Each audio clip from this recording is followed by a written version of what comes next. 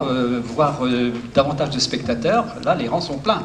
Et c'est une des toutes premières fois depuis, hélas, début 2020.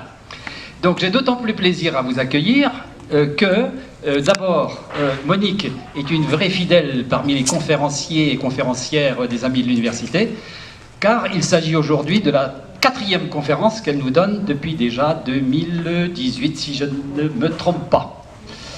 Et puis, l'autre plaisir, c'est aussi que nous allons un peu célébrer Saint-Pierre. Car, vous le savez déjà, mais la famille Kervegen a commencé sa fortune précisément à Saint-Pierre, et le bâtiment que vous connaissez, qui était baptisé le Kervegen, ne l'est pas pour rien, puisqu'il s'agissait d'un des entrepôts du premier des Kervegen qui a construit sur les bords de la rivière d'abord. Voilà le terme. Alors, je dis un petit mot à propos de Monique, car si j'ai annoncé le fait qu'elle soit la 4e, qu'elle nous donne la 4e conférence, préalablement, elle s'intéressait plutôt à des questions liées à l'esclavage. Vous allez me dire, Kervegen n'est pas très loin. Enfin bon, on va découvrir une autre face des Kervegen dans un instant. La première conférence qui nous a été donnée donc, par Monique, c'était en 2016, 10 mai 2016, je l'ai noté précisément. C'était sur la traite négrière à travers le temps et les pays. Et puis, elle a récidivé dans le domaine, 2 ans plus tard, en nous présentant les familles négrières françaises, ces familles étant issues de Nantes, Bordeaux et Saint-Malo, comme vous le savez. Et un sujet intermédiaire, qui porte sur la Réunion cette fois, et s'est intéressé à la léproserie, et pour élargir en quelque sorte la recherche sur la lèpre à la Réunion. Ça, c'était en 2017. Bref, quasiment tous les ans, tous les 2 ans. Donc, je ne sais pas ce qui se prépare pour 2023. J'espère quelque chose de très bien, car ceux et celles qui sont venus à l'Assemblée Générale savent que nous fêterons l'année prochaine le 30e anniversaire des Amis de l'Université.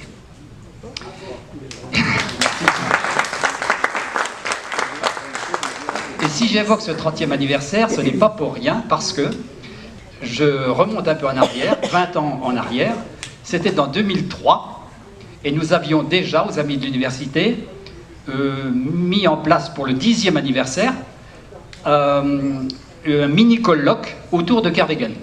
Quelques-uns s'en souviennent? Il y avait, qui étaient les intervenants? Oui, 2.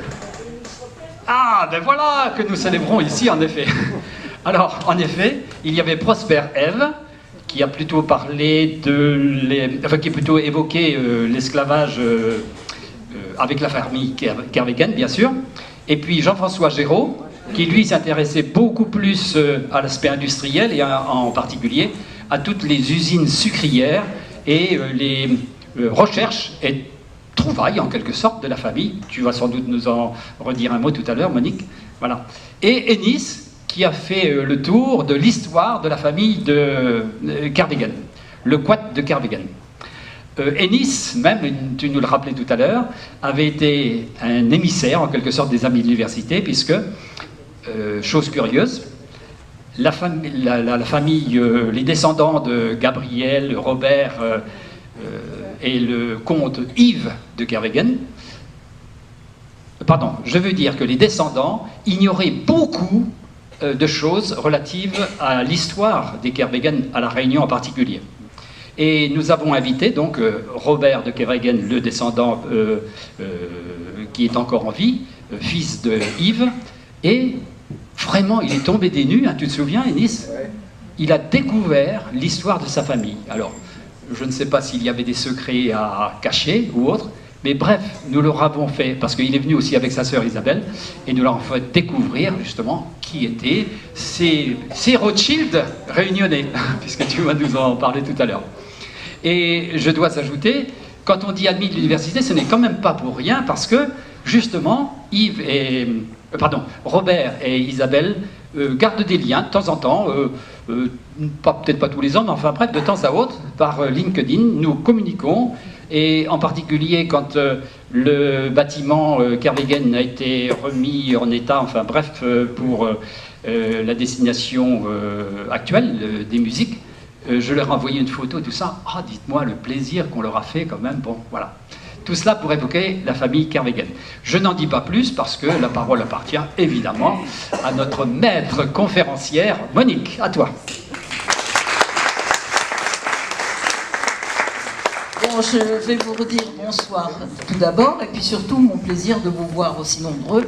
Hein, ça, c'est quand même, après ces années chaotiques, on est bien content de partager de bons moments ensemble. Voilà.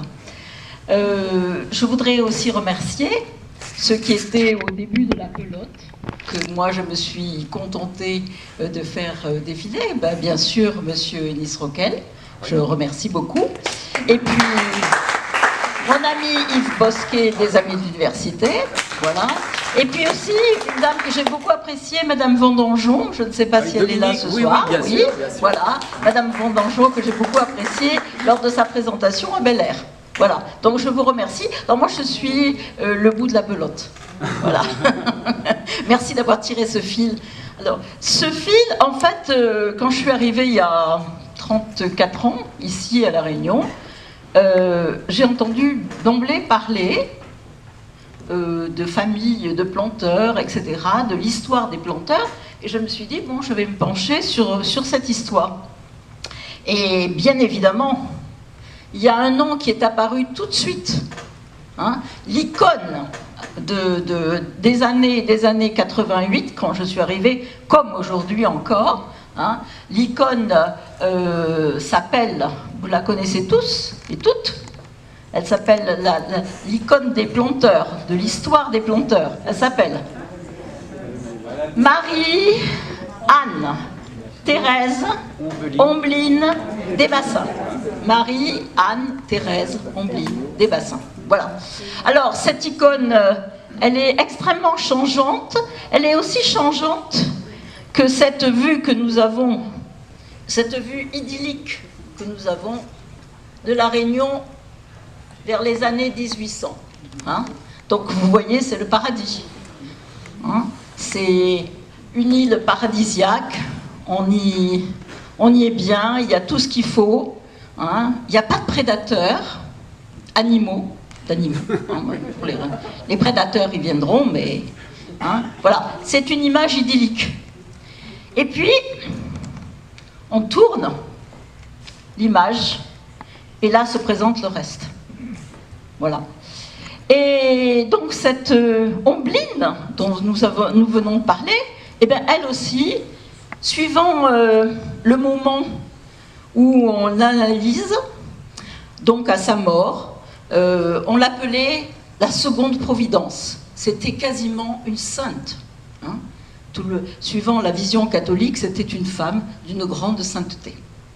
Et puis moi, quand je suis arrivée en 88, ah ben, la vision était tout à fait différente. Hein. On avait le revers de la médaille, c'est-à-dire qu'on avait une esclavagiste, une méchante, une sorcière, tout ce que vous voulez. Hein. Et là, c'était une autre idéologie qui s'exprimait à ce moment-là. Donc, nous avons cette première image, gardez-la en tête. Elle est idyllique et paradisiaque, mais le reste l'est beaucoup moins. Donc nous allons évoquer aujourd'hui la saga des Kervegen. Alors, je vais faire juste un petit insert sur d'abord la graphie du nom. La graphie, elle a changé. Hein, on dit Kervegen tel que je l'inscris moi. Il y a aussi avec un K apostrophe, un K avec une barre, avec le K barré en bas, etc. Et puis il y a aussi des prononciations extrêmement différentes. Hein. Alors il y a Kervegen, Kervegen, et puis l'autre jour à la conférence de Saint-Paul, donc un monsieur breton d'origine m'a dit qu'on disait le coat de Kerveguen en breton. Voilà. Hein. Donc vous choisissez celle que vous voulez. Hein. Voilà. Que ce soit en matière de graphie ou en matière de prononciation.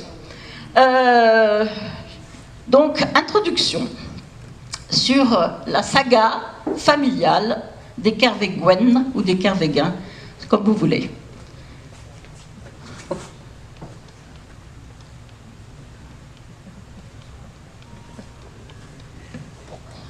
Voilà. Alors, depuis Depuis, bien sûr, les années 88, j'ai fait du chemin, quand même. J'ai fréquenté beaucoup les archives départementales, j'ai beaucoup discuté, et puis la dernière avec laquelle j'ai discuté, c'était Pascal Moignoux, hein, qui vient de faire un livre, je ne sais pas si vous le connaissez, sur le bagne des enfants de Saint-Denis. Hein. Et donc elle me dit, oh, mais va gratter du côté de Kerveguen, hein, et tu verras, il y a plein de choses intéressantes. Et donc je suis partie sur ce chemin-là. J'ai lu beaucoup de thèses, j'ai lu beaucoup de livres, etc. Et puis, j'ai découvert, mais alors, franchement, j'ai passé 1 an et demi extraordinaire. J'ai découvert dans les archives des choses les plus incroyables les unes que les autres. Et je vais vous en faire part tout à l'heure, parce que moi-même, j'étais sidérée de ce que je pouvais trouver, hein, dans toutes ces archives, que ce soit les archives départementales, comme le centre de recherche qui se trouve à Stella Matutina. Hein, là, j'ai lu, lors de la vente de 1920, je crois que les actes notariés faisaient quelque chose comme 45 pages, à peu près. Hein, donc j'ai lu les 45 pages des actes notariés pour la vente. Voilà. Seulement, il y a un problème. Quand je parle de Kerveguen, vous savez quoi de Kerveguen, vous? Qu'est-ce que vous connaissez de Kerveguen? Pas grand-chose. Le nom. Ah ben moi je parle de la saga familiale. Voilà. Hein, voilà. Alors le premier qui est arrivé, oui, vous savez quoi de lui? Il est arrivé quand? Oui, bon, on verra ça tout à l'heure, 1796, hein, en réalité. Bon, moi, écoutez, j'ai vu des coteaux, un coteau Kerveguen, j'ai vu un entrepôt, j'ai vu un site, j'ai vu une rue, hein, mais après, que reste-t-il de cette histoire? Que reste-t-il de cette famille? Un site, pour Madame des Bassins, c'est facile. Hein, on a le site, on a la chapelle pointue, etc., le musée de Villèle et tout. Mais le reste, à part l'entrepôt Kerveguen, qu'est-ce qu'on a d'autre? Oui, non, mais c'est... Oui, mais des traces infimes. Des traces infimes. Hein, bon, ce qu'il y a, c'est que je suis étonnée en tant qu'historienne. Oui, en tant qu'historienne, je suis étonnée qu'on ne parle pas de l'histoire des Kerveguen, hein, à travers... qu'on sache les uns et les autres ce que c'est que l'histoire des Kerveguen. C'est pas croyable, ça. On a d'infimes bribes de connaissances et pas grand-chose d'autre. Monsieur Roquel, est-ce que c'est exact? Oui, c'est exact, oui. Ouais, voilà. Mais c'était un peu une volonté du dernier Kerveguen aussi qu'on les oublie, quoi. Oui, bon, mais en fait, moi, je ne m'intéresse pas ni au dernier ni au premier, je m'intéresse à toute la famille. Hein, et donc, cette famille a marqué l'histoire de la Réunion. Qu'on le veuille ou pas, dans un sens positif, négatif, peu importe, moi je suis historienne. Hein, et qu'est-ce qui me reste en histoire sur cette famille? Voilà, c'est ça mon interrogation. Et de toute façon, je vous la reposerai tout à l'heure, cette question. Hein, pourquoi est-ce que les traces de cette famille ont été effacées? Hein, moi, j'ai des réponses partielles, insuffisantes, incomplètes, et donc je vous reposerai la question. Ah, il n'y a pas que ça. Il n'y a pas que ça. Effectivement, peut-être. Alors, revenons au contexte général de notre histoire. Donc, nous sommes au moment de la Révolution, où il y a la Convention nationale qui est apparue, donc qui a été élue, pardon, et donc à ce moment-là, il y a le 4 février 1794, une date que personne ne peut oublier. 4 février 1794, la première abolition de l'esclavage. Bien évidemment, suite à ce qui s'est passé à Saint-Domingue, Haïti, aux problèmes qui se sont déroulés dans l'île, et puis donc la perte d'ailleurs de cette île ensuite. Et le 4 février donc, 1794, la Convention nationale vote le décret d'abolition de l'esclavage, sous l'égide, bien évidemment, à ce moment-là, de la Première République. Le 6 septembre, à La Réunion, L'Assemblée coloniale, composée principalement de planteurs, de notables, etc., refuse d'appliquer le décret d'abolition de l'esclavage. Et donc, pour eux, les esclaves sont esclaves, on en reste à ce point, un point c'est tout. Il n'y aura pas de changement, que ce soit ici à La Réunion ou à Maurice. Et il réitère encore ce refus en février 1796, en disant « les esclaves vont rester esclaves ».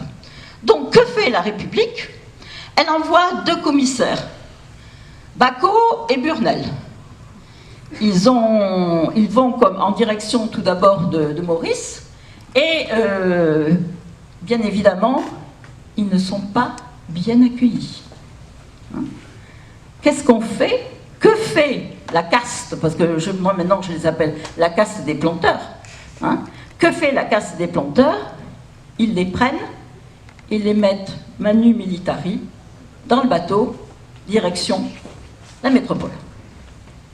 Donc, est-ce que les esclaves ont su un jour à La Réunion qu'il y avait eu une abolition? Je n'ai aucune idée. Je ne sais pas. 4 février 1794, abolition de l'esclavage. Je reviens sur cette question de la caste des planteurs. Moi, je veux bien qu'on dise l'État colonial français, etc., etc., mais qu'on ne fasse pas partie, qu'on ne fasse pas porter à l'État colonial français tous les éléments de l'histoire. Ici, les planteurs ont décidé, dans ce cas, il est quand même très illustratif, de ne pas appliquer ce que la loi française avait voté. Dans d'autres cas, ils ont mis à la porte, encore manu militari, les différents gouverneurs. Le gouverneur ne leur plaisait pas, direction le maire. Donc chacun doit porter ses responsabilités dans l'histoire. Que l'État porte ses responsabilités, c'est normal, mais que les planteurs portent aussi leurs responsabilités dans ce qui se passe pour l'histoire de La Réunion. C'était un petit aparté. On en reparlera si vous le souhaitez. Je continue. Dernier point, pourquoi est-ce que j'ai mis capitaliste entre guillemets? Alors, dans le mode de production capitaliste selon Marx, il y a premièrement la propriété des biens de production. Alors ici, bien évidemment, les planteurs, ils ont les terres, ils ont les usines, etc. Il y a aussi que ces biens de production s'échangent dans un cadre libéral, dans un marché, ce qui est bien évidemment le cas ici aussi, à La Réunion, puisqu'on fait des échanges aussi bien avec le Mozambique pour certaines marchandises, comme pour la Chine ou l'Inde, etc., ou la métropole. Donc on a bien un marché libéral. Donc on a des biens de production privés, dans la propriété privée des biens de production. On a ensuite le marché libéral. Et puis ensuite, normalement, chez Marx, on a aussi des salariés qu'on exploite, etc. Et je ne vous parle pas de la plus-value, enfin bon, tout ça. Mais ici, c'est encore mieux. Ici, chez les Kervéguins, ce n'est pas des salariés. C'est encore mieux. On a une marchandise. On a une marchandise qui s'appelle les esclaves. J'ai trouvé un terme qui m'a beaucoup frappé. Dans le contrat de mariage de Gabrielle de Kervéguin, il y a marqué à un moment « capital humain ». Si ce n'est pas clair, on ne peut pas aller plus loin. Le capital humain. Voilà. Je le laisse à votre réflexion. Donc on va voir cette saga des Kervéguins et la fortune qui a été amassée en parallèle. Alors le premier qui arrive à Saint-Pierre, comme l'a dit notre ami, le premier, alors c'est incomplet, il s'appelle Denis Écoutez bien, parce que ça vaut la peine. Denis Marie, amant, fidèle, constant. Amant, fidèle, constant. Extraordinaire, n'est-ce pas, hein, de s'appeler ainsi. Amant, fidèle, constant, le coat de Kervégan. Voilà. Alors, ce nom, je vous l'ai dit, je ne sais plus si je vous l'ai dit tout à l'heure, le coat, ça veut dire le coat, ça veut dire le bois, hein, et puis Kervéguen, je vous ai dit Ker c'est la maison, et Gwen c'est le moulin, donc le bois du moulin. Hein, voilà ce que signifie le nom. Alors, il est né dans une famille bourgeoise de Bretagne. Le père était avocat au Parlement de Bretagne, mais entre-temps, la Révolution est passée par là, et donc c'est une famille complètement désargentée, hein, qui a été ruinée par différents éléments, en 1796. Et le fils, c'est un aventurier, malgré ses jolis prénoms. Hein, c'est un aventurier. Donc, qu'est-ce qu'il fait? Ben, il prend un bateau. Destination Saint-Pierre de la Réunion. Donc voilà notre Denis, Marie fidèle, amant, le constant, etc. Arrivé à la Réunion, donc en 1796. C'est un homme extrêmement, je dirais, intelligent. Il n'y a pas de photo de lui, il n'y a rien. Bon, on suppose que c'est un jeune homme bien mis de sa personne, hein, qui a un nom pseudo-noble. Il vient de métropole, donc ça fait du sang neuf, etc. Et ce jeune homme, sa première résolution, c'est d'observer la société réunionnaise. Il va passer à peu près 2 ans, hein, à Saint-Pierre, il ouvre une petite boutique, pas grand-chose, et il se dit, comment est-ce que je vais faire pour asseoir ma fortune? Comment est-ce que je vais, quels moyens est-ce que je vais utiliser? Et donc, la première marche du succès, hein, ça sera une femme. Et une jolie demoiselle, paraît-il, à Saint-Joseph, il n'y a que des jolies demoiselles, elle s'appelle Angèle Césarine Rivière, créole de Saint-Joseph, qui est relativement fortunée et qui l'épouse le 14 mai 1799. Alors, ce qui est intéressant dans la dot, c'est qu'elle apporte 6000 livres en espèces sonnantes et trébuchantes. Elle apporte des terres, en gros quelque chose comme 15 hectares de terre, avec du café, hein, principalement sur ces terres à Saint-Joseph. Elle apporte des meubles, le tout représente à peu près 12 000 livres. Et puis elle apporte un esclave. Et Denis, le tout ça fait quelque chose comme 20 000 livres, hein, la dot.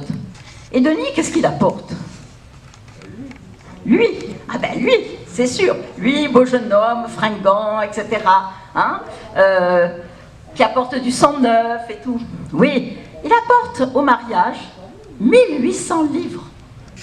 1800 livres. Et elle, 20 000 livres. On va voir la suite. Alors, Denis n'a pas du tout l'intention de devenir un petit planteur blanc de Saint-Joseph. C'est pas du tout son intention. Son intention à lui, c'est le commerce, la voie maritime. Hein. On va prendre un bateau, quand je serai riche, j'achèterai un bateau, etc., etc. Hein. Et donc, je ferai du commerce. Donc, la première chose qu'il va faire, c'est vendre les terres. Et à ce moment-là, il va acheter, deuxième marche du succès,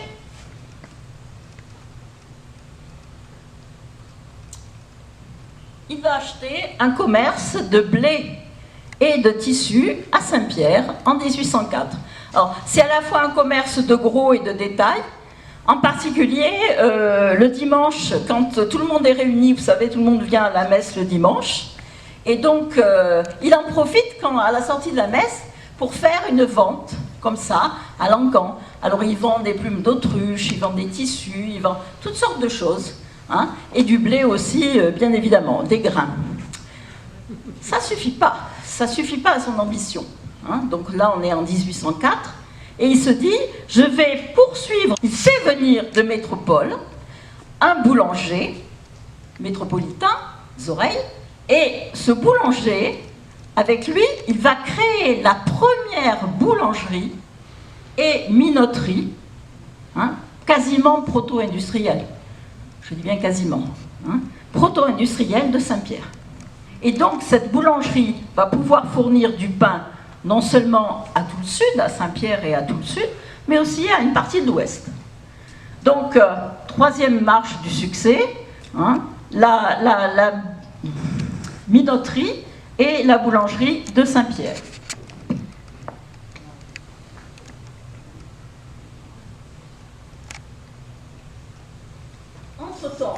Entre-temps, quand même, le couple a eu plusieurs enfants. Alors, celui qui va nous intéresser de très près, c'est l'aîné, c'est Louis Gabriel, je vais appeler très simplement Gabriel, qui naît en 1800. Il y a ensuite sa sœur Marie-Claude Adélaïde.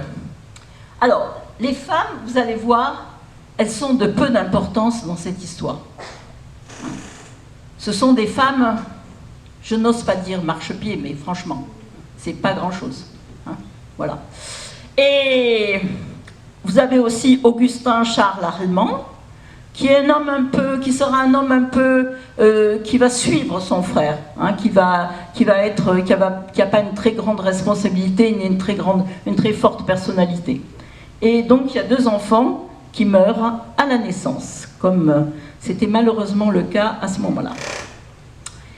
Et la mère, Angèle, donc, va décéder très jeune, à l'âge de 35 ans, en février 1815. Et à ce moment-là, notre homme, notre Denis fidèle, est dans la force de l'âge. Hein? Et donc, il va faire quoi? Au bout d'un an, où il va faire un deuil très, comment dirais-je, qui doit se faire. Enfin bon, c'est dans les traditions, on fait un deuil d'un an, et puis après, qu'est-ce qu'il va faire, d'après vous? Se remarier, bien évidemment, avec une femme encore plus riche, encore plus riche. Donc, deuxième mariage, hein, et cette fois-ci, elle s'appelle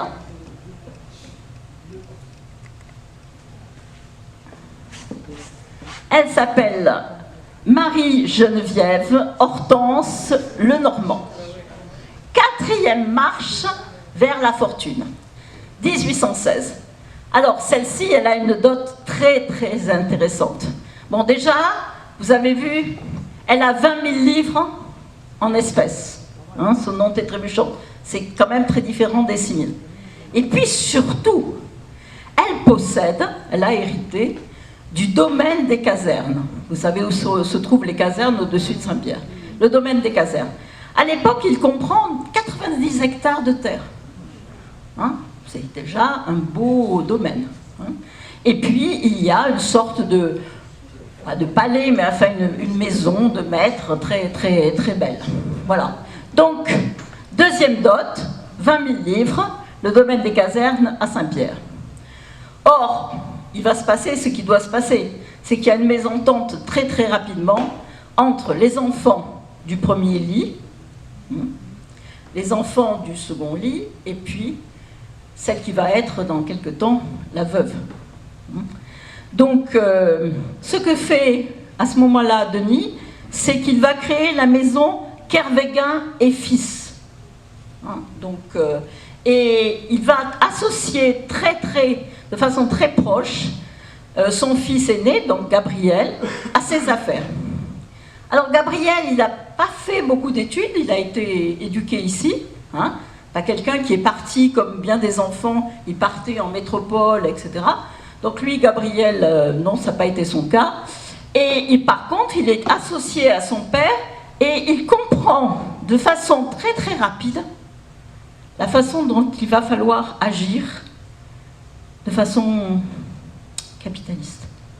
Hein, il a très bien compris et saisi très vite les choses. Et il va être, lors du boom sucrier de 1820-1830, il va à ce moment-là persuader son père, qui avait vendu, vous vous souvenez, les terres du premier hein, du premier mariage, il va persuader son père de racheter à ce moment-là des terres entre 1820 et 1830. Et donc, ils vont racheter à peu près quelque chose comme 330 hectares de terre, hein, à la fois à Saint-Pierre, à Saint-Joseph, etc. Et donc, voilà encore une marche du succès, puisque en 1825, ils achètent les 330 hectares de terre. Alors, c'est à la fois de la canne, de la girofle, du poivre et des épices. Ils ouvrent la deuxième boulangerie à Saint-Joseph. Elle sera d'abord pour Gabriel et puis ensuite il va la laisser à Armand.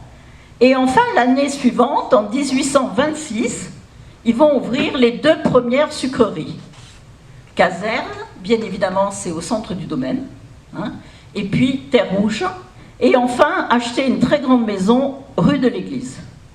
Donc voilà l'ensemble des marches qu'a franchi notre Denis fidèle entre 1799 et 1826.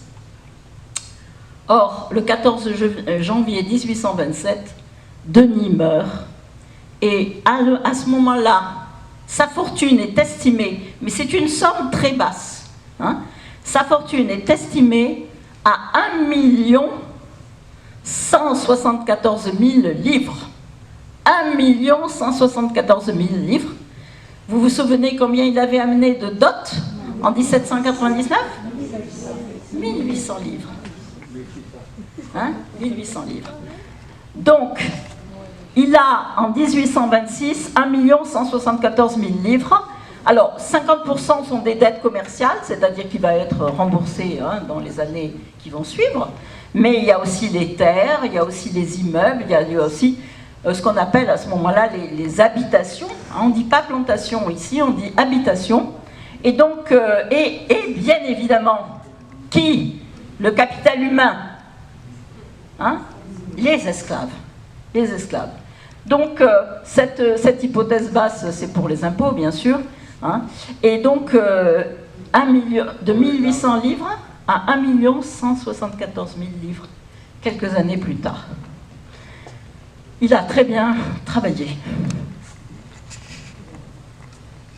Avec bien des gens, des femmes et des esclaves, bien sûr. Que va-t-il se passer ? Que va-t-il se passer ? En fait, la transition, elle risque de faire exploser, hein, elle risque de faire parcelliser tout le domaine. Et donc, je vous ai parlé de ces relations tendues entre les enfants du premier lit, la veuve et les enfants du second lit. Et ce qui se passe, c'est qu'on décide de répartir une toute petite partie, hein, on va la confier donc aux uns et aux autres, on va donner en héritage, mais que la plus grande partie, le 12 mars 1828, la famille va décider de s'unir en société, afin de garder l'ensemble des biens du père et de les gérer globalement pendant une durée de 5 ans. Or, qui est à la tête de cette société ? C'est Gabriel. Gabriel, le fils aîné. Alors, Gabriel, il a d'un côté ses propres biens, et puis de l'autre côté, il a la direction de cette société. En fait, ça ne lui convient pas. Bon, pour différentes raisons, 3 ans plus tard, en novembre 1831, il y aura dissolution de la société avec partage. Mais, le partage, il va falloir voir comment il va se faire. Alors la veuve Kervéguin, elle va recevoir des terrains et des habitations extrêmement dispersées, hein, à Saint-Pierre, à Saint-Joseph, du côté de Saint-Louis, etc., etc. Et des terres qui sont pas de très bonne qualité, il faut le dire. Elle aura 28 esclaves aussi, et ça doit faire un montant à peu près de 200 000 livres. À l'époque, je voulais vous dire quelque chose, on utilise à la fois livres et francs. Hein, dans la terminologie, on peut utiliser de deux. Alors, les 2 enfants de la veuve, Denis François et Marie-Thérèse. Eux, ils vont recevoir l'habitation avec un grand terrain à la ravine des Cabris, plus 8 esclaves.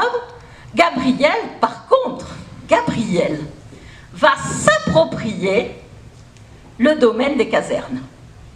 Or, normalement, il aurait dû revenir à qui?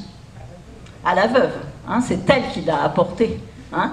Or, il s'approprie le domaine des casernes et il a l'habitation de Passage Plat, qui est devenue aujourd'hui Bassin Plat.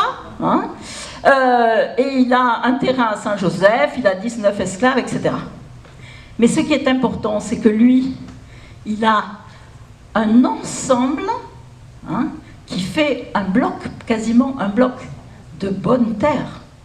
Donc, le domaine des casernes, je vous ai dit, au départ, il faisait combien d'hectares? 90 hectares. On va arriver jusqu'à 805 hectares. Domaine des casernes, 805 hectares. Vous imaginez la grandeur? Donc, en 1831, la fortune personnelle de Gabriel de Kervégan, après donc la scission, est estimée déjà à 3 millions de livres. Et c'est bien au-delà de la fortune de son père, bien évidemment, hein, qui était à 1 174 000, et bien au-delà de la fortune des Desbassins.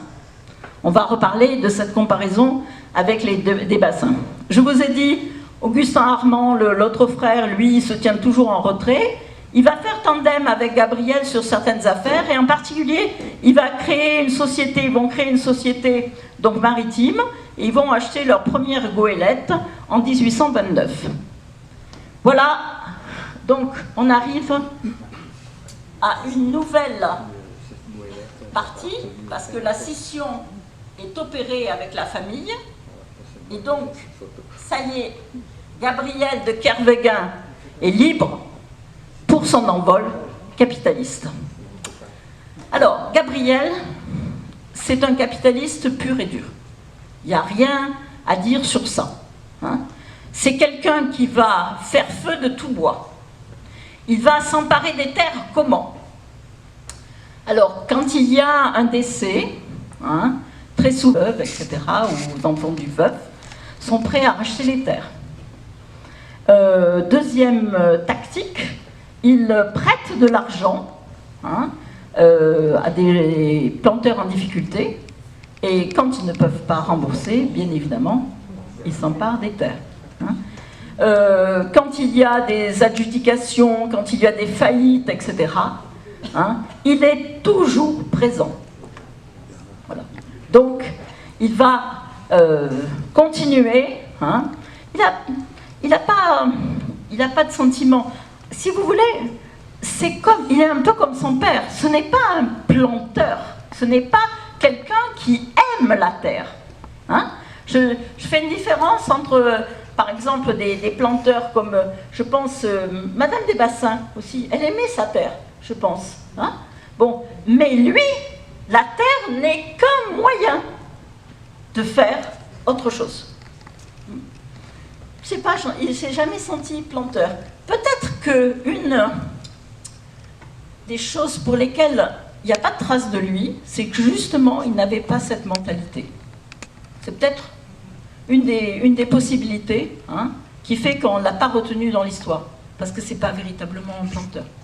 C'est autre chose.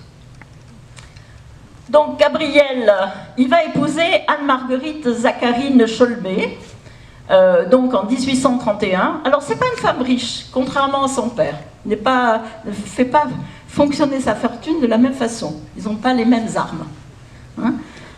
Par contre, il a un beau-père qui a une très grande surface sociale. Hein.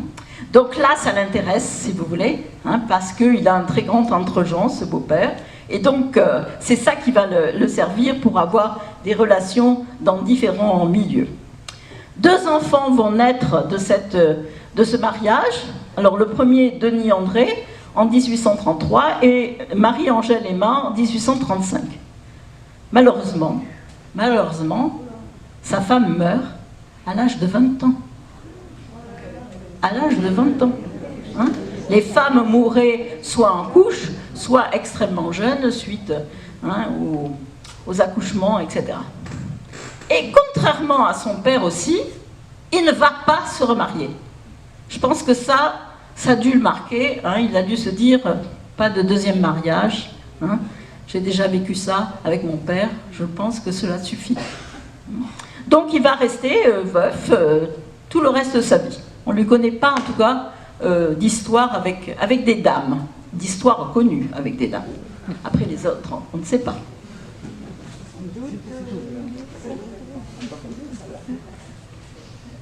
Alors, nous allons voir comment va se construire le capital de Gabriel. Et on va prendre cette fois-ci 3 pivots. Le premier pivot de sa fortune, ça va être le patrimoine foncier. Le deuxième pivot de sa fortune, ce seront les esclaves et les engagés. Et le troisième pivot de sa fortune, ça sera la monnaie, que tout le monde appelle monnaie Kervéguen. Voilà. Donc, premier pivot de la fortune, le patrimoine foncier. Donc, le noyau, bien sûr, du domaine, ce sont les casernes. Hein, et donc, je vous ai dit que le domaine va passer de 90 hectares à 806 hectares à Saint-Pierre. Donc, on a sur ce domaine des cannes, des céréales, du café, etc. Il y a aussi des terres à Saint-Louis. Donc 404 hectares pour les cannes, les cultures vivrières. À Saint-Joseph, ils plantent des épices, de la cannelle, du girofle, du poivre, du café, etc., etc. Mais aussi dans d'autres endroits. Hein, il en achète à Saint-Louis, à Étang-Salé ou ailleurs. Hein, et il est tellement, si vous voulez, friand de terre à ce moment-là, hein, que son notaire a bien du mal à le suivre. Par moment, il achète 3 ou 4 terres dans la journée. Hein, et donc le notaire, il est un peu en retard sur les actes notariés. Et puis, il a une volonté de créer un très grand domaine dans l'Est. Parce qu'il sait que là-bas, il y a des terres qui sont très très bonnes et qui vont donner de la canne à sucre avec un haut niveau de sucre, bien évidemment, hein, une richesse en sucre très importante. Et donc, il décide de créer sur la côte au vent ce très grand domaine.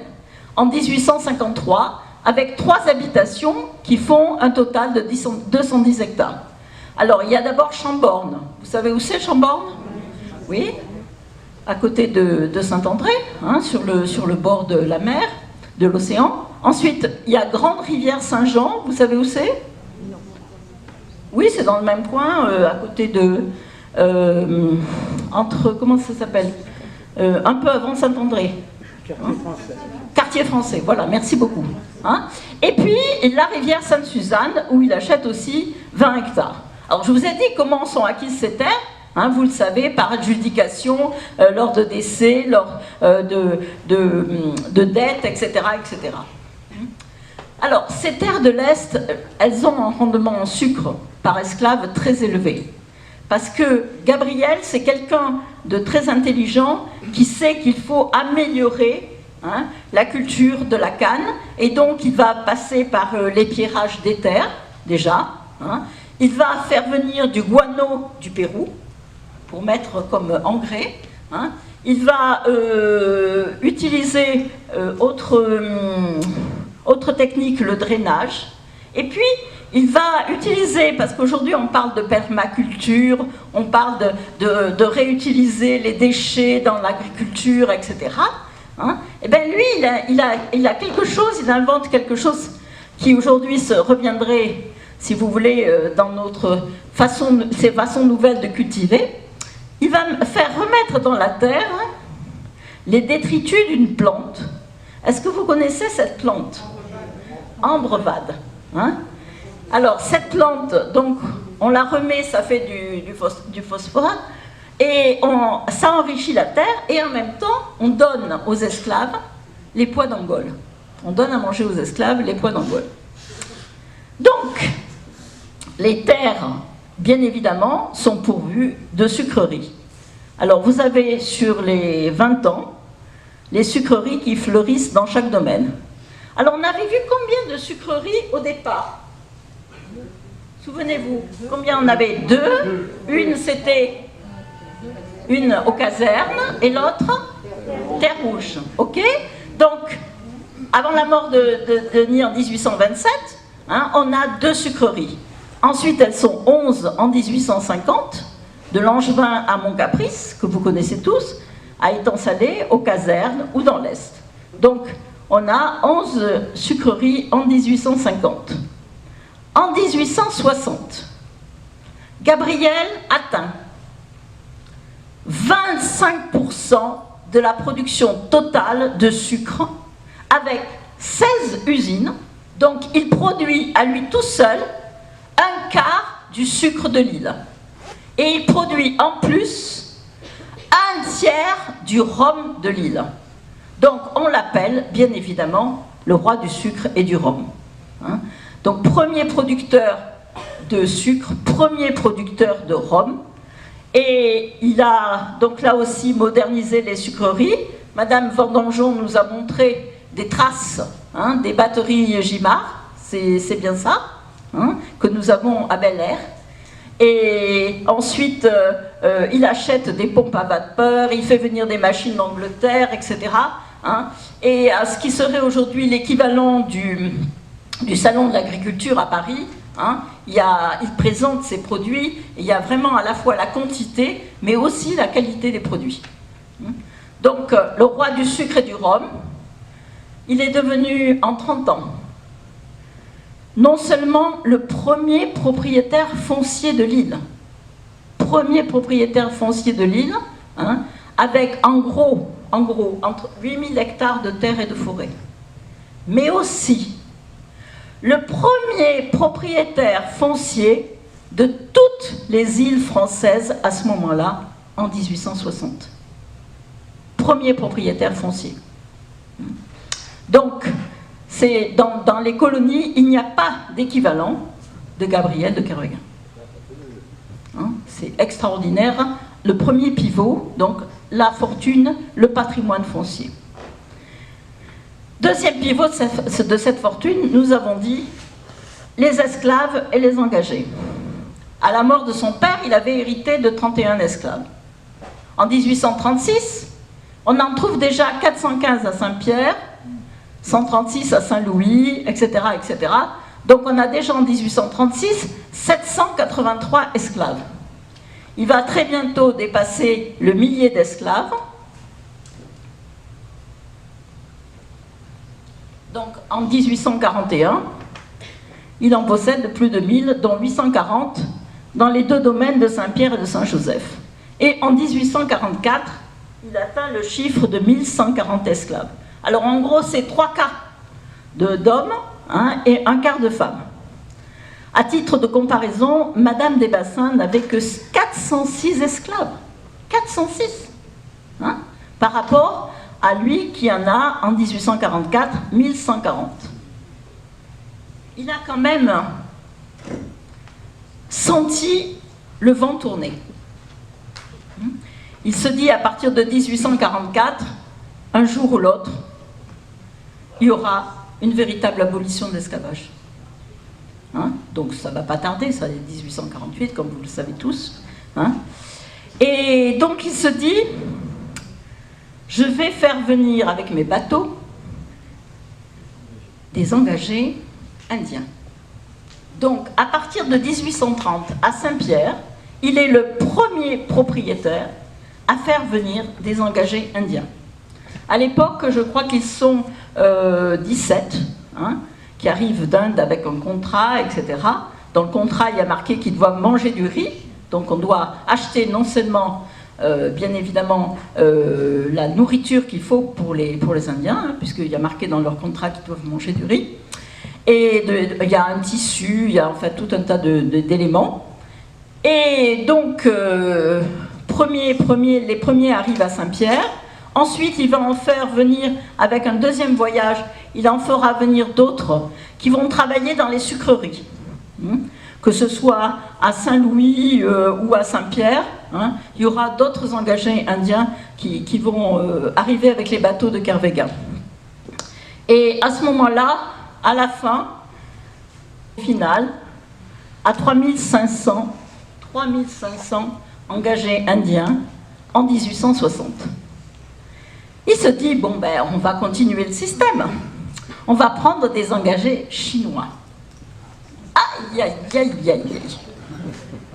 Les Chinois ne sont pas des Indiens. Hein? Bon, on le sait bien.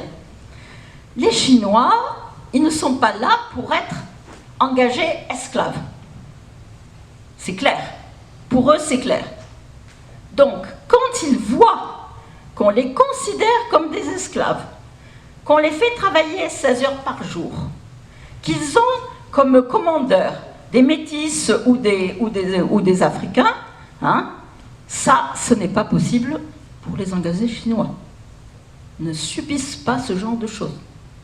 Et tout d'un coup, il y a un certain nombre de phénomènes qui se produisent dans les domaines. Il y a des vols, il y a des incendies, il y a même des tentatives de meurtre, et il y aura même le meurtre d'un commandeur. Personne n'est capable de dire qui a fait ceci. Il n'y a pas de preuve, aucune. Gabriel est dans une rage folle, il veut renvoyer tous les Chinois à la mer. Hein? Mais il n'y a pas de preuve. Vous faites quoi? Ils libèrent de leur contrat les Chinois. Et donc les Chinois vont être le début du peuplement, hein, de ce qu'on connaît maintenant à La Réunion. Ces engagés ont refusé d'être considérés comme des esclaves. Et ils ont bien fait. C'était normal, c'était des engagés. Voilà. Donc, très très mauvais choix, les engagés chinois. Mais cela n'empêche pas Gabriel d'imaginer un autre stratagème, extraordinaire, ce stratagème. Il va racheter, entre 1844 et 1848, il va racheter aux petits propriétaires, parce qu'au fur et à mesure, on sait qu'en 1848, il va y avoir l'abolition de l'esclavage. Ce n'est pas encore dit ni fait, mais on sait que les choses se préparent. Donc, les petits propriétaires ne vont pas avoir les moyens de payer des esclaves, ex-esclaves, des hommes libres, pour travailler sur leurs terres. Donc, qu'est-ce qu'ils font? Eh bien, ils vont vendre leurs terres, et surtout, ils vont vendre à Gabriel de Kervéguen leurs esclaves, donc leur droit à indemnité le jour où les esclaves seront libres. Et donc, ce droit à indemnité est fondamental pour Gabriel de Kervéguen. Donc, il avait, on a dit tout à l'heure, il avait à peu près 1140 esclaves.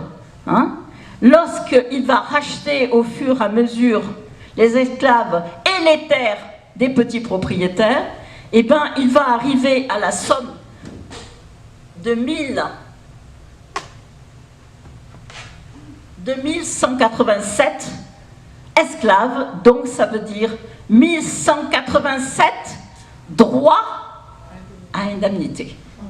Fabuleux de fabuleux. Bling bling. Hein? Lorsque la libération des esclaves aura lieu, hein, grâce à cette loi, ce sont nous, enfin nos parents, nos grands-parents, hein, les citoyens imposables de l'État français, qui vont payer les indemnités aux esclavagistes, aux propriétaires d'esclaves. Merveilleux, n'est-ce pas, comme histoire? Les esclaves, est-ce qu'ils auront droit à quelque chose? La liberté. La liberté. La liberté, vous le savez tous, n'a pas de prix. Hein, la liberté n'a pas de prix. Donc, ce sont les propriétaires d'esclaves qui sont indemnisés. Alors aujourd'hui, on sait bien plus sur cette histoire, on en sait un peu plus, grâce à une doctorante qui a travaillé longuement sur ces questions-là. Et donc, au total, ce sont 126 millions de francs or, c'est-à-dire 27 milliards d'euros.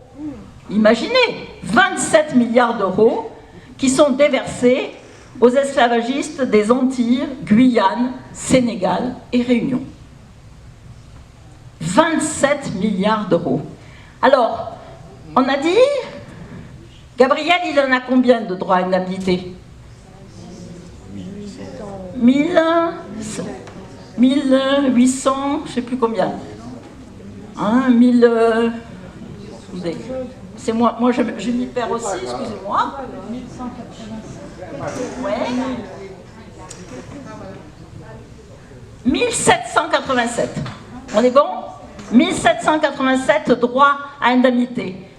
Ce qui correspond à la somme de 1,9 million de francs or, soit près de 407 millions d'euros actuels. Bling bling. Jackpot. Hein? Alors, donc, cette somme, donc c'est grâce à Madame Jessica Balgui, hein, qui est doctorante, qu'on a ces études-là sur indemniser l'esclavage en 1848. Hein, c'est une partie de son doctorat. Oui, elle s'appelle Jessica Balgui. Hein, elle est à l'école des hautes études. Et donc, que va-t-il faire de ces 407 millions d'euros actuels ou 1,9 million de francs or? Que va-t-il faire? Est-ce qu'il va les investir à La Réunion d'après vous? Non, non. Il investit la plus grande partie de cet argent, alors, dans des actions pour des mines, dans des actions pour des chemins de fer, dans des actions pour des usines, dans des terres, dans le capital foncier en France, hein, dans des hôtels particuliers, on verra tout à l'heure aussi. Hein, et donc, si vous voulez, très très peu d'argent, en réalité, sera réinvesti sur La Réunion. Hein, très peu. Donc, la plus grande partie va lui servir à acquérir d'autres choses. Il va, comme vous avez dit tout à l'heure, quelqu'un a parlé de banque. Hein. Effectivement, je peux pas parler de tout, hein, mais il va être un des membres fondateurs de plusieurs banques, etc. Hein. Il va être donc aussi banquier. Et puis de toute façon, il a l'habitude de prêter, hein, aux uns et aux autres. Donc, avec intérêt, bien évidemment. Bien évidemment. Donc, je voulais vous remontrer cette photo que cette peinture que tout le monde connaît, vous savez. Hein? Vous voyez, c'est comme tout à l'heure, c'est une belle peinture, hein? C'est idyllique. Vous le connaissez, il s'appelle comment? Oui, Sarda Garriga, hein? De son véritable nom complet, Joseph Napoléon Sébastien Sarda Garriga. Hein? Et donc, voilà une belle image de l'abolition de l'esclavage, hein, en 20 décembre 1848. Mais vous savez ce qu'il y a derrière. Hein, il y a des droits à indemnité derrière. C'est autre chose, hein, que cette belle image idyllique. Hein.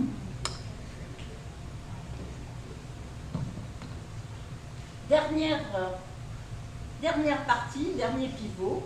Ah oui, je voulais vous montrer aussi deux autres images que j'ai trouvées dans les archives. Ton micro, Monique. Oui, pardon, excusez-moi. Deux autres images, deux autres aquarelles et tableaux que j'ai trouvés dans les archives. Une qui est une aquarelle d'Hippolyte Mortier de Trévise, c'est le gendre de Gabriel, hein, il va épouser sa fille. Et alors c'est un titre assez insolite, on est après on est en 1861. Hein, et cette aquarelle, il l'appelle un citoyen. Il moucate. Hein, ouais. Bon. Et puis une autre peinture que j'ai trouvée aussi très intéressante, ce sont ce qu'on appelle des négresses yambanes. Et c'est une peinture de Étienne d'Astrel de Rivedoux. Alors ces femmes, je vous ai dit tout à l'heure, il n'y avait que 25% parmi les esclaves, il n'y avait que 25% de femmes esclaves. Et en particulier, c'était des femmes qui faisaient partie de la domesticité de l'habitation. Hein. Et là, ces femmes yambanes, alors c'est une ethnie du Mozambique, les yambanes. Hein. Et donc, ces femmes s'occupent en particulier, si vous voulez, de l'éducation des enfants, elles s'occupent des bébés, ou elles s'occupent d'être domestiques dans l'habitation. Voilà. J'arrive au troisième pivot de la fortune, la monnaie Kervéguin en 1859. je vais vous montrer quelque chose parce que tout à l'heure, je vous la montrerai. Je la sors de mon sac.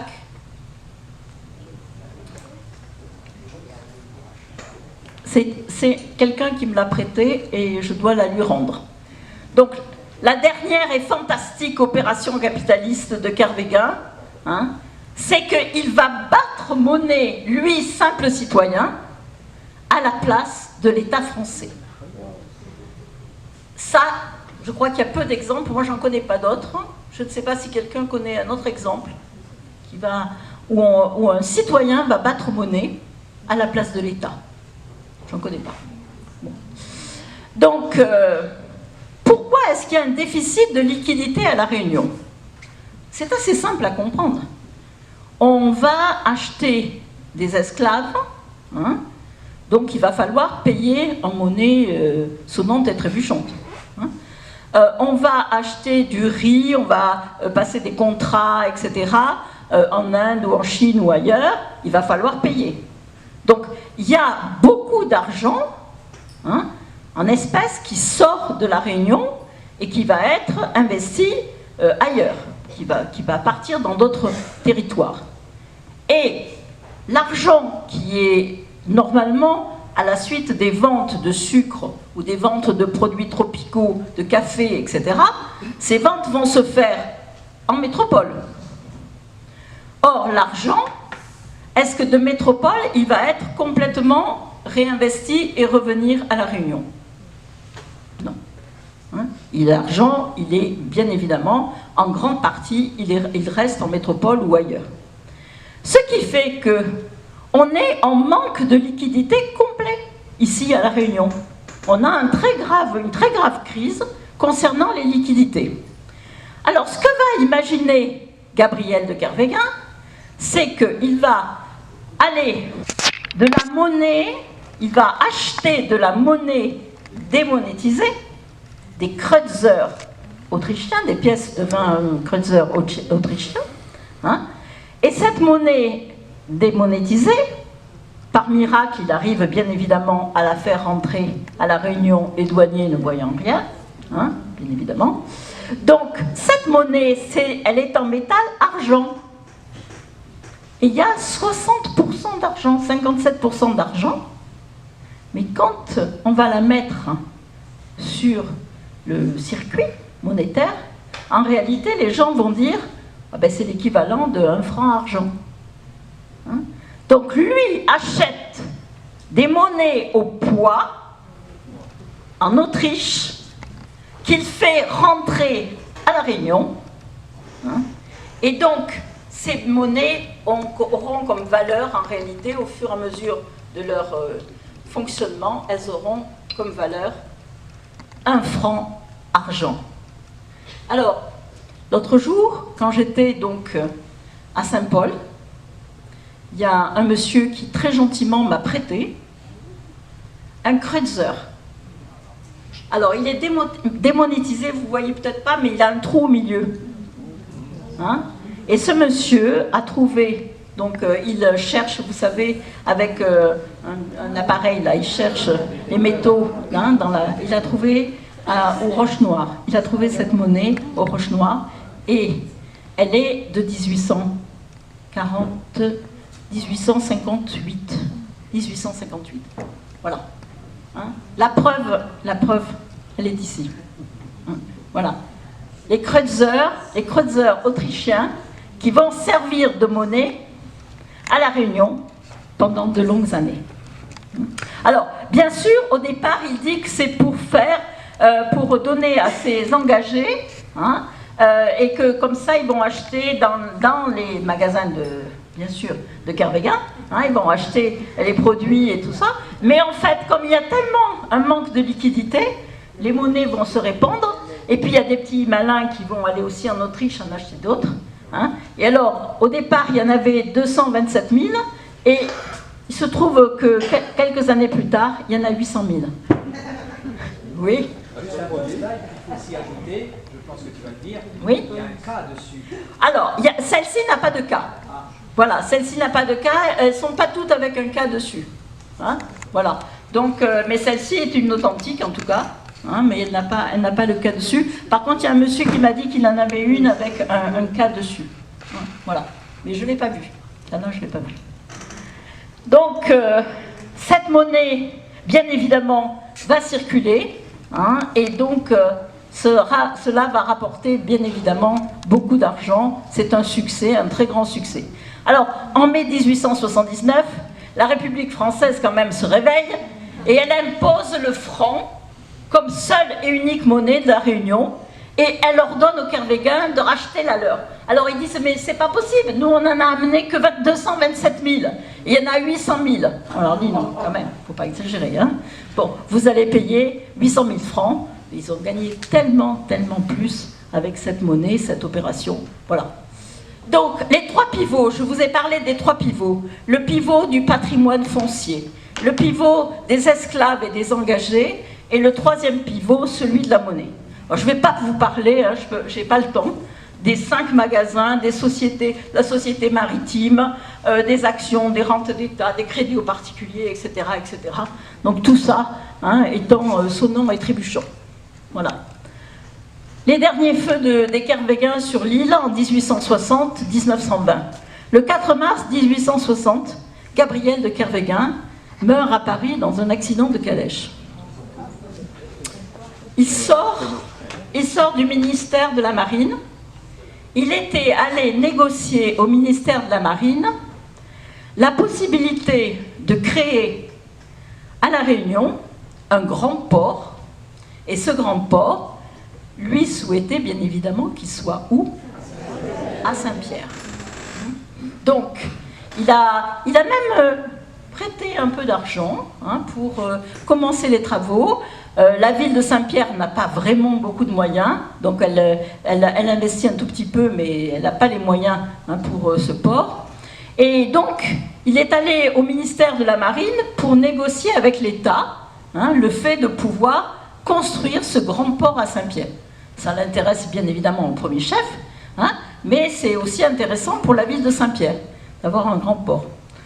En fait, cela ne se fera pas, on verra tout à l'heure, hein.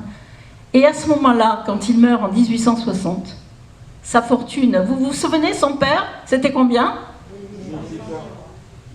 La fortune de son père, c'était évaluée à 1 164 000 livres. Hein. Là, Kervéguin, quand il meurt, Gabriel, 30 millions de francs or. 30 millions de francs or, juste en dessous de la fortune des Rothschild. Hein? Il est dans les 10 plus grandes fortunes de France. C'est extraordinaire, non? Ouais. Et comment ça se fait que cet homme aussi riche, hein, qui a accumulé des patrimoines fonciers, etc., il n'y en ait aucune trace dans notre histoire? Ça me semble incroyable, honnêtement. Hein? J'ai des réponses, mais vous me fournirez les vôtres tout à l'heure. Hein? Il n'y a plus que des traces. Donc, que faire après la mort de Gabriel de Kervéguin?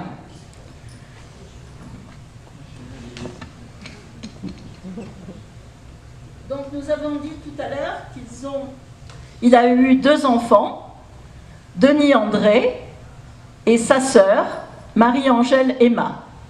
Donc, Denis André est parti faire des études à Paris. À ce moment-là, en 1860, il possède un hôtel particulier au 25 rue du Faubourg Saint-Honoré. Sa sœur, Marie-Angèle Emma, possède un autre hôtel particulier rue du Faubourg Saint-Honoré. Leur oncle, Armand, possède lui un hôtel particulier rue Marceau. Et donc le fils va suivre les affaires de son père et Armand aussi, hein, et donc ils vont poursuivre, si vous voulez, dans la continuité de Gabriel, les affaires. Mais ils sont en métropole. Marie-Angèle Emma va épouser Hippolyte, celui qu'on a vu tout à l'heure, hein, le dessin hein, Hippolyte Charles Napoléon, mortier de Trévise. Et elle va devenir duchesse de Trévise. Le frère d'Hippolyte est chambellan, le grand chambellan de Napoléon III. Donc ils font partie de la cour, hein, de Napoléon III à ce moment-là et de l'Empire. Le petit-fils, maintenant, le petit-fils de Gabriel, Robert le Coat de Kervegan, lui va redevenir un personnage important sur l'île à partir de 1802. Puis il va acheter, on en parlait tout à l'heure, hein, il achète et rénove donc l'usine du Gol à partir de 1905, il me semble, et il va créer en 1908 le puissant syndicat des fabricants de sucre. Mais Robert a une épine dans le pied. Robert vit au Tampon, hein, avec une très jolie femme, une maîtresse, qui est une actrice parisienne, hein, et c'est le tollé général. Le curé en parle tous les dimanches au Tampon, de celui qui vit dans ce péché, dans le péché, n'est-ce pas, hein, avec cette actrice parisienne. Et cette actrice, donc, elle habite le château que vous devez connaître, bien évidemment, hein, le château, voilà, le château de Bel-Air. Il est célèbre parce qu'il est apparu dans un film. C'est quel film? Un film de Truffaut. La sirène du Mississippi avec Catherine Deneuve et Belmondo. Hein? Alors c'est très intéressant parce que c'est aussi cette femme-là, hein, dans le film, c'est une aventurière. Hein? On dirait qu'il y a des choses qui se croisent là, des fils qui se croisent. La guerre va survenir en 1914. Hein? Robert, il veut essayer de se lancer dans la politique en 1914, au moment de la guerre, et donc il se présente comme député. Alors les campagnes, à ce moment-là, sont très, très rudes. Hein? Donc il va y avoir, pour cette campagne de député au Tampon, 17 morts. Hein? Et 300 et quelques blessés. Hein? Donc, et ce sera, rappelez-moi, monsieur Roquel, qui sera élu à la place de Robert qui se présente mais qui ne sera pas élu? C'est Georges Boussenot. Voilà. Et donc, c'est... Monsieur Tac. Monsieur Tac. Non, mais pas monsieur Tac. Vous êtes un plaisante. Voilà. Donc, il ne sera pas élu. Donc, à ce moment-là, donc, je vous ai dit, la guerre survient en 1914. Et il passe, la duchesse de Trévise et Robert passent un contrat avec l'État français et tout le sucre de la Réunion est réquisitionné par l'État, donc, et ils vont le vendre à un tarif fixé par l'État. Et à la fin de ce contrat, en 1920, hein, ils décident tous les deux de liquider complètement l'empire des Kervégans à la Réunion. 1920, ils vendent tout, les terres, les entrepôts, les chevaux, les sources, tout, sauf les êtres humains, ils ne peuvent plus. Hein. Mais ils vendent tout, à une société franco-mauricienne, dit-on, hein. Et cette liquidation de l'Empire leur rapporte la somme de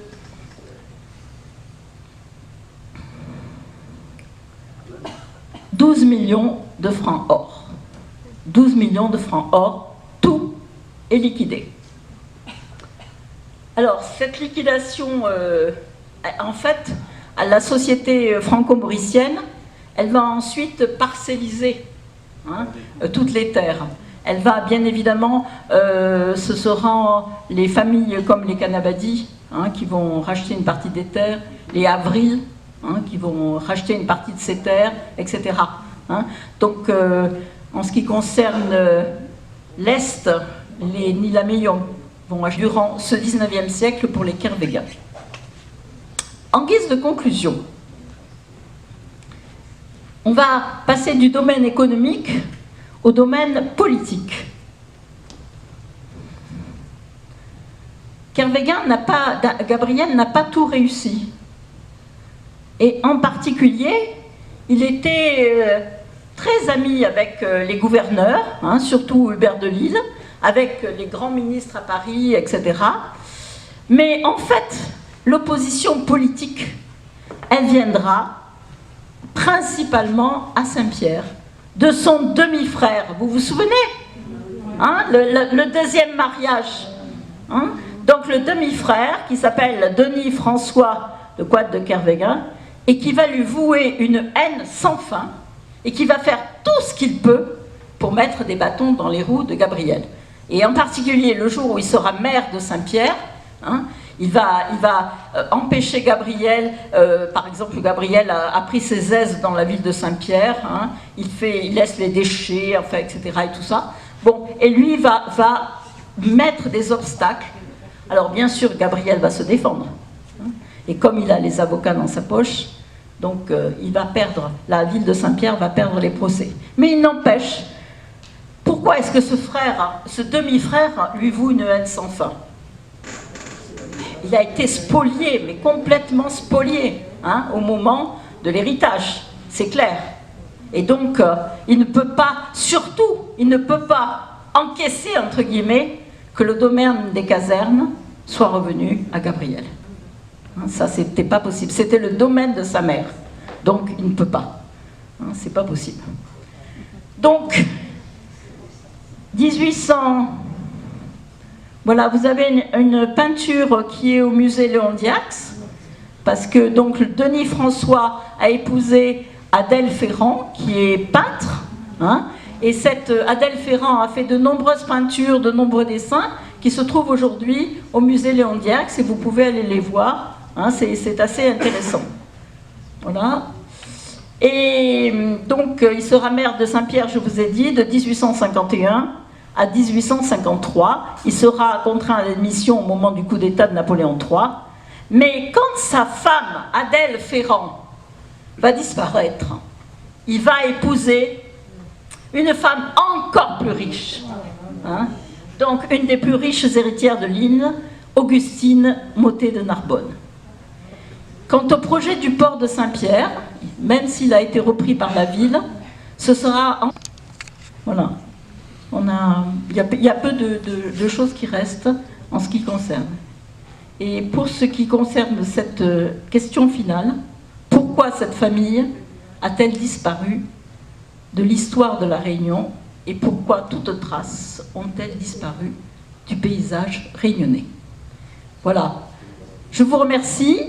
La parole est à vous maintenant. Merci beaucoup.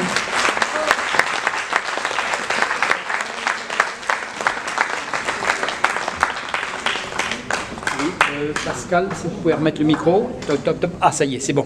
Ok, alors, comme Monique vient de dire, la parole est à vous. Mais déjà, on va dire fort. Mais déjà, on peut lui demander une prochaine conférence, car la grande fortune, évidemment, de Gabriel ne s'est pas faite sur lui seul. Il a fallu qu'il ait, on va dire, une maisonnée, un intendant, et puis des serviteurs de haut niveau pour gérer tout cela. Il n'y a pas question d'un petit gamin, d'ailleurs? Enfin, gamin, c'était le nom d'un de ses administrateurs. Voilà. Que de gamin n'avait que le nom. Voilà. Bon, bref. Donc voilà pour la prochaine conférence, n'est-ce pas? Merci, je verrai. Comment sa fortune était-elle administrée? Alors voilà, la question... on va rester. Qui veut? Allez, Marc, Fabio. Je voudrais te demander pourquoi et comment a-t-on indemnisé ces propriétaires esclavagistes, que ce soit à La Réunion ou dans toutes les colonies? Qui décide de l'indemnisation? C'est l'État français.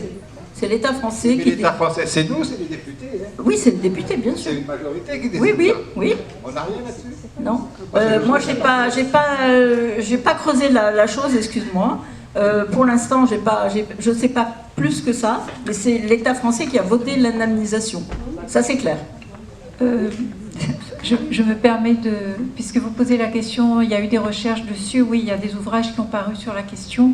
Et au moment... La discussion pour l'indemnisation a duré très longtemps. Et en réalité, il y a même certains députés qui ont proposé qu'on indemnise les esclaves. Mais rapidement, cette hypothèse paraissait un peu outrancière pour un certain nombre d'entre eux.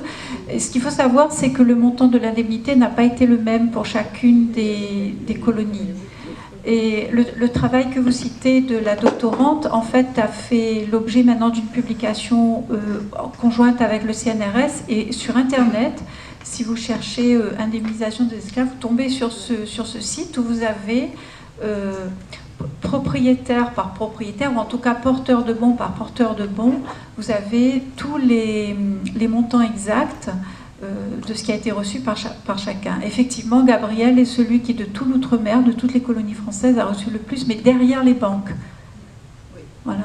Il y a quelques autres membres de la famille Kervéguin qui ont reçu, mais très peu d'argent. Ils sont cités dans ce catalogue.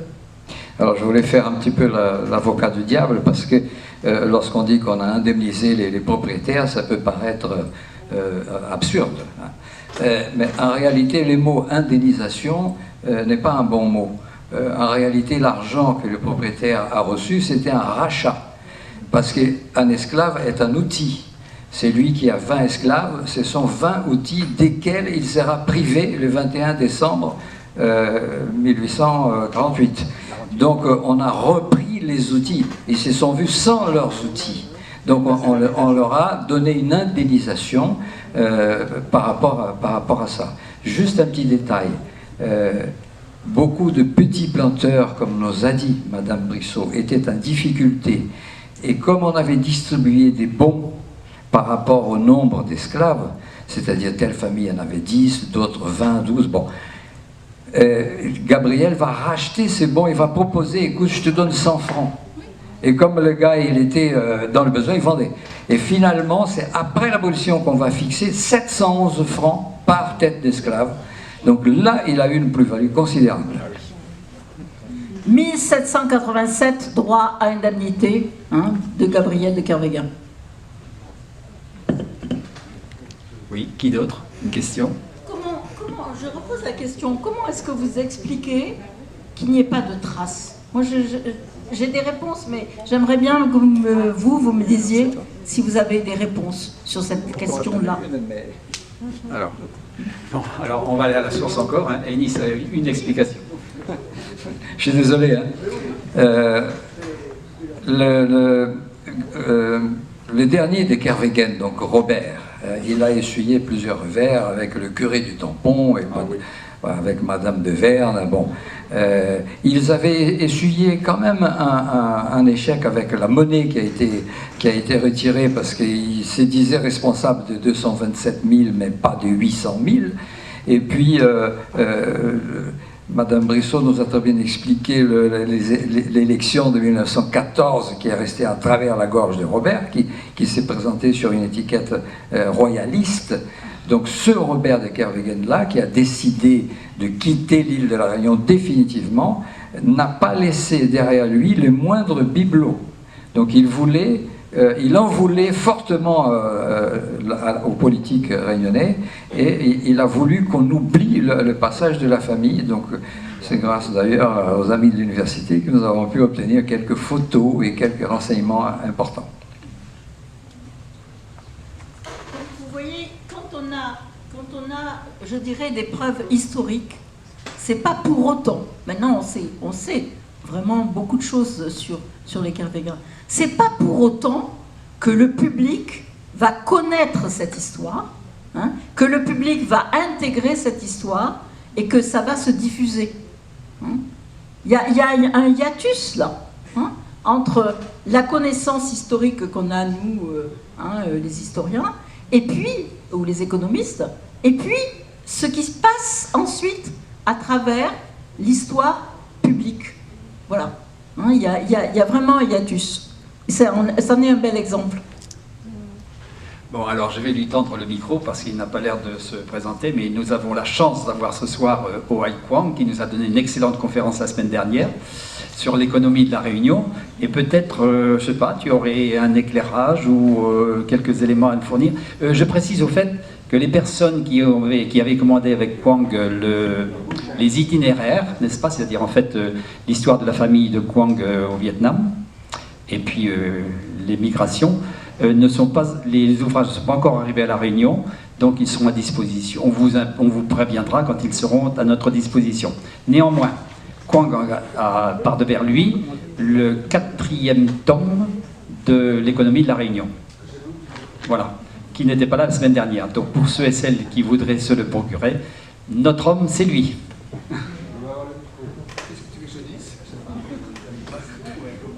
Oui, écoutez, merci pour votre conférence.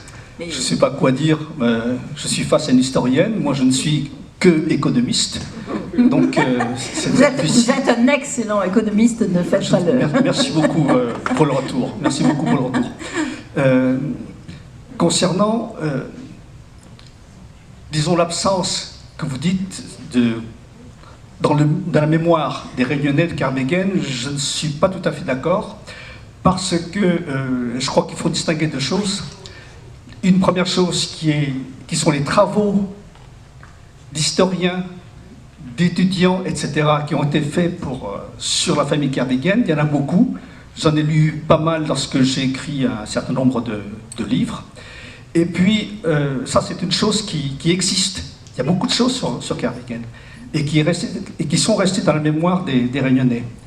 La deuxième chose que vous dites et qui est vraie, c'est que les éléments matériels de la fortune de Kervegen ont disparu, effectivement, mais vous avez donné la réponse vous-même, à savoir lorsque, je crois que c'est en 1724. 1724, lorsque la société franco-mauricienne rachète les terres de Kervegen, elle dépaisse totalement le patrimoine des Kervegen, le redistribue, et c'est donc la raison pour laquelle, matériellement, il ne reste plus grand-chose. Voilà, je crois que vous avez vous-même fourni la réponse. Mais elles ne le satisfont pas complètement. Elles ne le satisfont pas complètement, dans le sens où, quand je pose la question à Bana, je dis Kervegen, ils me disent oui, l'entrepôt Kervegen à Saint-Pierre, le coteau Kervegen, la rue Kervegen au Tampon. Oui. Je voudrais dire qu'avec M. Roquel et Mme Vendangeon, nous avons fait un tour à Bel-Air, extrêmement instructif et intéressant, et ce serait bien que vous recommenciez à faire cette promenade. Et en particulier, ce qui m'avait frappé, c'est qu'il ne reste rien du camp des engagés, où il y avait à ce moment-là 250 engagés et maisons d'engagés, 300. Donc maisons d'engagés sur ce site. Et je crois que la dernière maison a disparu en 1990. Est-ce que c'est exact? Oui, c'est monsieur Raymond Carottier qui a pu la photographier. Voilà. Mais par contre, pour le château, il existait encore quand j'étais petite. Il n'est pas exactement là, le château. La maison que vous avez montrée, la maison de Bel-Air, qui avait été rachetée par Feu Pierre Warraud, en fait, c'était une maison d'agrément qui a été construite postérieurement. Le château d'origine, qui était un château le long de la rue du Château, il est exactement là où l'EHPAD va ouvrir. Et justement, on est en train de préparer une exposition avec un collègue qui sera disponible au moment de l'ouverture de l'EHPAD et qui retrace un peu l'histoire de ce lieu. Mais le château est encore visible sur les photographies aériennes de 1951. Il disparaît, il est démoli, à l'époque du père Rochefeuille d'ailleurs, dans les années, au tournant des années 70. Voilà. Donc, voilà. Il était devenu trop vieux et obsolète. Il a abrité à un moment donné, je ne sais plus trop quoi. Oui, et puis, si, il y a eu un truc... le foyer Béthanie, voilà. Le père Rochefeuille en avait fait le foyer Béthanie. En tout cas, la seule chose que vous nous avez montrée, c'est celle-ci, c'est les traces de l'usine. Oui, après, si on avait eu le temps de monter un peu plus haut, vous voyez, là où il y a maintenant, pour ceux qui connaissent le tampon, il y a un grand ensemble de bâtiments qui est en train d'être construit, qui s'appelle les Seigneuriales, qui est fait d'ailleurs sur les propriétés Avril, mais qui sont rachetées par Maurras quand même, et parce qu'ils faisaient partie de l'Action française. Merci beaucoup. Et oui, donc pour le presbytère, le premier curé, c'est Jaffus, qui arrive à bord d'un bateau. Enfin, ça sera dans l'exposition. D'accord, c'est bien. Bon. Alors, une exposition à venir, en effet. Une autre personne voudrait intervenir, poser des questions ou apporter son témoignage? Non, vraiment? Ah ben alors, vois-tu... En tout cas, je remercie beaucoup le monsieur qui m'a ramené la pièce. Ah ben oui. Hein, donc, que je lui rendrai, bien sûr. Hein, voilà. Donc, en tout cas, c'est nous qui te remercions parce que tu nous as fait passer une agréable soirée et surtout très enrichissante. Donc, merci encore à toi.